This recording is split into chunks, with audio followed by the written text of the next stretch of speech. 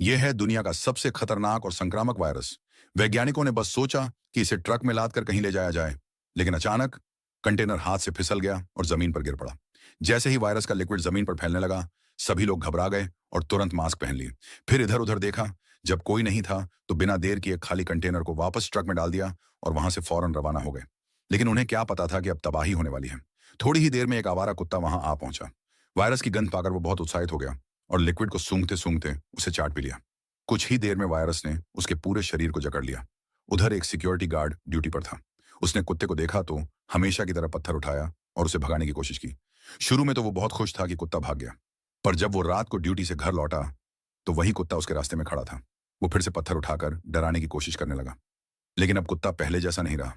वो जबरदस्ती उस पर झपट पड़ा। गार्ड जमीन पर गिर गया। किसी तरह उसकी जान बची और वो घर पहुंचा। लेकिन अब सब कुछ बदल चुका था। वो आदमी अजीब हरकतें करने लगा, बहुत ज्यादा खाने लगा और जो बीवी से डरता था अब उसी पर हमला करने की कोशिश करने लगा। बीवी डर कर पीछे हट गई, लेकिन तभी उनकी बेटी ने बहादुरी दिखाई।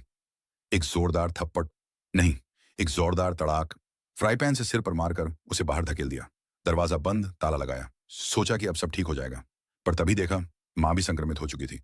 अब दोनों ओर से हमला हुआ और लड़की भी इस खतरनाक वायरस का शिकार बन गई। Please like and subscribe.